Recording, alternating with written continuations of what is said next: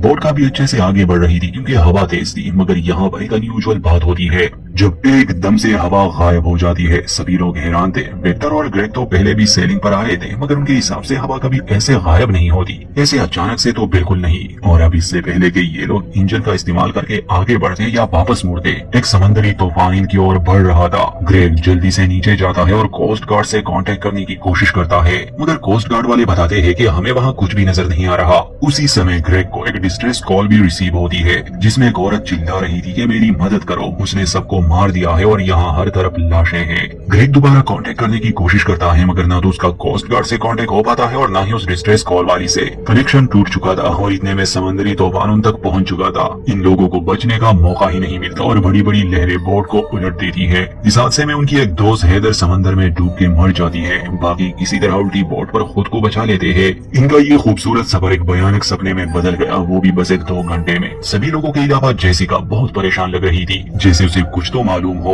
इतने में वहाँ पर एक समंदरी जहाज आ जाता है जिसका नाम एओलस था। इसे देखकर ये लोग खुश थे कि चलो हमें बचा लिया गया। ठीक उसी समय उन्हें शिप पर ज्यादा लोग नहीं, बस एक इंसान की झलक नजर आती है। वो लोग अपनी बोट छोड़कर शिप पर चढ़ जाते हैं, मगर अजीब बात ये थी कि उन्हें वहाँ और लोग नहीं मिलते। फिर वो एक्सप्लोर करते हैं। ये जहाज बहुत बड़ा था और ऐसा तो हो नहीं सकता कि ये बिल्कुल खाली हो। वो लोग शिप को एक्सप्लोर करने लगे, मगर जेसिका को हर चीज जानी पहचानी लग रही थी, जैसे वो यहाँ पहले भी आ चुकी हो। बस वो अपने दोस्तों को ये सब समझा नहीं पा रही थी। इससे पहले सेली और डॉनी बहुत परेशान थे कि उन्होंने हैदर को खो दिया, मगर अब चूंकि इन्हें रेस्क्यू कर लिया गया तो इन्हें ये भी लगता है कि शायद उसे भी बचा लिया होगा। काफी टाइम से ये लोग इस जहाज में घूम रहे थे, मगर इन्हें अपने अलावा कोई नजर नहीं आता। बल्कि एक शॉकिंग खबर मिलती है कि असल में ये जहाज तो बहुत पुराना है। ये साल 1932 का जहाज है। साथ ही इसके नाम और उस मिथोलॉजी के बारे में थोड़ी जानकारी थी, जिसे हमने शुरू में आपको बताया था। क्योंकि इस जहाज का नाम भी एक यूनानी देवता के नाम पर रखा गया था और उसी देवता ने श्राप दिया था राजा सिसिपस को। अब आहिस्ता आहिस्ता चीजें अजीब होने लगी थी। इतने बड़े जहाज का खाली होना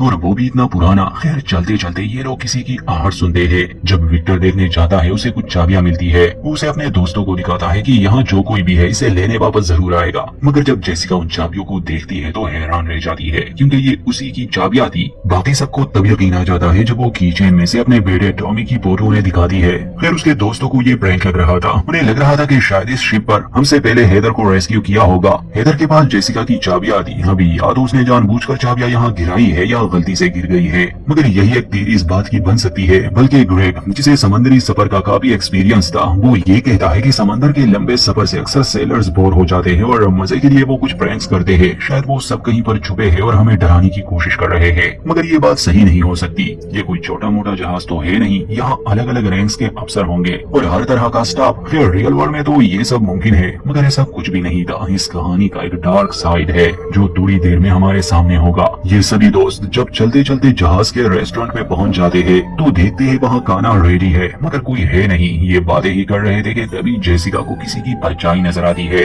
वो अपने दोस्तों को कहती है कि मैंने किसी को देखा, तो विक्टर उसके पीछे चला जाता है। कुछ देर बाद बाकी सबको उसकी फिक्र होने लगती है। सेली और डाउनी रेस्टोरेंट में ही रुक जाते हैं। ग्रेग और जेसिका विक्टर के पीछे जाते हैं। फिर जेसिका बार बार कह रही थी कि मुझे ये कॉरिडोर जाना पहचाना लग रहा है, मगर ग्रेग उस पर यकीन नहीं करने वाला था। वो कहता है कि सब बस तुम्हारे माइंड में है, ऐसा कुछ नहीं है और तुम शॉक में हो। इतने में उन्हें एक रूम से पानी की आवाज आती है। जब वो दोनों वहाँ जाते हैं, मिरर पर खून से लिखा था कि जहाज के थिएटर में जाओ। फिर यहाँ ग्रेग और जेसिका की थोड़ी बहस भी हो जाती है, इसलिए दोनों अलग हो जाते हैं। दूसरी तरफ हम सेली और डाउनी को देखते हैं जो थिएटर की तरफ जा रहे थे। रास्ते में सेली देखती है कि प्लॉट पर खून भी है, मगर इस बात को ज्यादा सीरियस ना लेते हुए वो थिएटर में पहुंच जाते हैं। उन्हें वहाँ भी कोई नहीं मिलता। वहाँ पर जेसिका ग्रेग से नाराज होकर वापस से रेस्टोरेंट में आ जाती है, मगर अब वहाँ ना तो सेली थी और ना ही डाउनी, क्योंकि वो दोनों तो पहले ही थिएटर में जा चुके थे। अब वो क्यों गए, उन्हें वहाँ जाने के लिए किसने कहा, ये बात भी सामने आएगी। फिर उस समय जेसिका किसी की आहट सुनती है तो वो चुप जाती है, मगर जब वो देखती है कि ये तो विक्टर है जिसका सर जख्मी हो चुका है, वो उसकी मदद करने आगे बढ़ती है, मगर विक्टर जेसिका का ही गला दबाने लगा। इससे पहले कि वो जेसिका को कत्ल करता, जेसिका उसके जख्म पर जोर देती है। असल में विक्टर के सर में पीछे की तरफ एक छेद हो चुका था।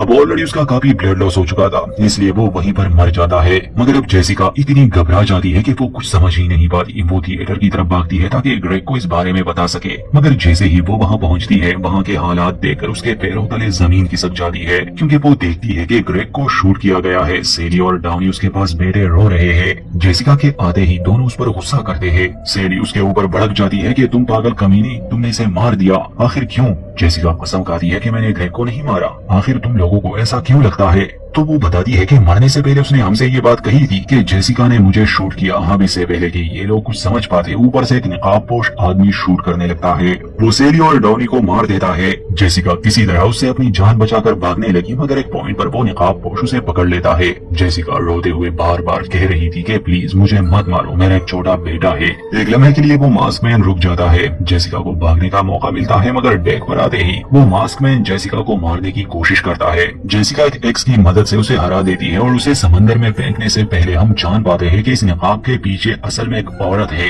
वो जेसिका को बार बार कह रही थी कि अगर तुम्हें यहाँ से निकलना है तो सबको मारना होगा। जेसिका उसे समंदर में गिरा देती है और इसके बाद जेसिका जो देखती है उसे अपनी आंखों पर यकीन नहीं आ रहा था। वो उसी उल्टे बोट को समंदर में देखती है जिस पर 5 सर्वाइवर्स थे, ग्रेग, विक्टर, जेसिका, सेली और डॉनी। शुरुआत में जब बोट से इन लोगों ने किसी की हल्की सी झलक देखी थी, वो कोई और नहीं बल्कि यही जेसिका थी। अब कहानी में हमारे पास 3 जेसिका है। वो कैसे, आपको समझाता हूँ। एक ये वाली जेसिका जो शुरू से हमारे साथ है, एक पास्ट वाली जो अभी बोट पर है, क्योंकि कुछ समय पहले एक तूफान आया था और वो अपने दोस्तों के साथ इस जहाज को आता हुआ देख रही है। और एक तीसरी जेसिका भी है जो असल में पहले से इस जहाज पर मौजूद है। इतना तो आप लोग समझ ही गए होंगे कि ये लूप है और हर लूप के साथ जेसिका की एक अलग नई कॉपी बनती है, मगर अक्सर पास्ट वाली जेसिका आकर फ्यूचर वाली जेसिका को मार देती है, इसलिए ये लूप भी कंटिन्यू है। खैर कहानी के साथ साथ आप अच्छे से समझ जाएंगे। अब यहाँ जेसिका को भी समझ आने लगी कि क्यों ये सब उसे अजीब लग रहा था और जहाज उसे जाना पहचाना लग रहा था, क्योंकि वो पहले भी यहाँ आ चुकी है। खैर वो एक रूम में आती है, इस बारे में सोचती है कि वो क्या करे, मगर वो अपने दोस्तों के सामने नहीं आती क्योंकि उसकी एक कॉपी ऑलरेडी वहाँ थी। अब उसके दोस्त दोबारा से शिप पर चढ़ते हैं, मगर चूंकि उनके लिए ये पहली बार है तो उन्हें कोई अंदाजा नहीं और सब वैसे ही रिपीट हो रहा है। विक्टर को जेसिका की कीज मिलती है। अब हम जान गए कि वो कैसे उसे मिले थे, क्योंकि जेसिका का एक वर्जन ऑलरेडी यहाँ था। खैर जेसिका को अपने तीसरे यानी फ्यूचर वर्जन के बारे में तब पता चलता है जब वो उस रूम में जाती है जिसमें पहले ग्रेग और जेसिका गए थे और मिरर पर लिखा था कि जहाज के थिएटर में जाओ। तो वो समझ गए कि अब यहाँ उसकी 2 कॉपीज एग्जिस्ट करती है,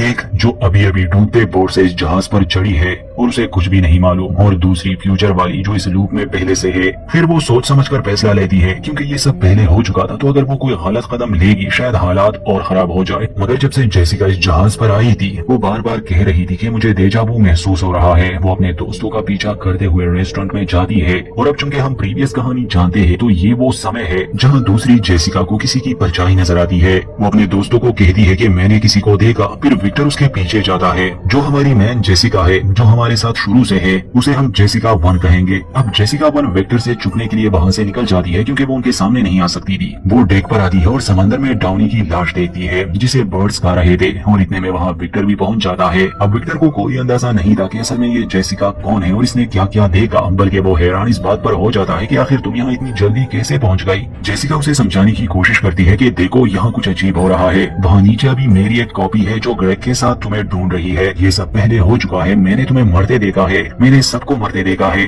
वो उसे डाउनी की लाश भी दिखाने की कोशिश करती है, मगर वो लाश वहाँ नहीं थी। विक्टर कुछ समझ नहीं पा रहा था क्योंकि इस टाइम ट्रेवल और अजीब सी ख्याली बातों पर कौन यकीन करेगा। समझाते समझाते जेसिका एक्सीडेंटली विक्टर को धक्का देती है और दीवार में लगा एक लोहे का रॉड विक्टर के सर में चला जाता है। और यहाँ हम जान पाते हैं कि क्यों विक्टर जख्मी हुआ था और बाद में मर गया। विक्टर को इस हालत में देखकर जेसिका इतनी घबरा गई कि वो वहाँ से भाग जाती है और कॉरिडोर में वो ग्रेग और अपनी कॉपी को देखती है, मतलब कि जेसिका 1 को जो अभी अभी डूबते बोट से यहाँ आई है। वो लोग जेसिका को ना देखे इसलिए वो एक रूम में छुप जाती है। वो बहुत सोचती है और वहाँ जमीन पर पड़े कुछ पेपर्स उसे नजर आते हैं जिस पर लिखा था कि खेल दे मॉल। जेसिका को कुछ तो लग रहा था कि उसे क्या करना है। वो अपने हैंडराइटिंग चेक करती है और समझ जाती है कि असल में वो पहले भी यहाँ कई बार आ चुकी है और अपनी हैंडराइटिंग को चेक करने के लिए उसने ये सारे नोट्स लिखे हैं। और बार बार जेसिका को ये इशारा क्यों मिल रहा है कि सबको मार दो, ये थोड़ी ही देर में आप जान जाएंगे। खैर जेसिका वहाँ बैठ जाती है, बहुत सोचती है। वो अब सिचुएशन को समझ गई थी कि ये सब पहले हो चुका है, ये रिपीट हो रहा है। तो अगर जेसिका लूप को ही तोड़ दे और अपने दोस्तों को मारने के बजाय अपने तीसरे वर्जन को ही मार दे जो ऑलरेडी जहाज पर है, तो शायद ये लूप टूट जाए और वो सब यहाँ से निकल जाए। वो गन और बुलेट्स लेके उस तीसरी जेसिका को ढूंढने निकल जाती है। रास्ते में उसे जख्मी विक्टर नजर आता है जो रेस्टोरेंट की तरफ जा रहा था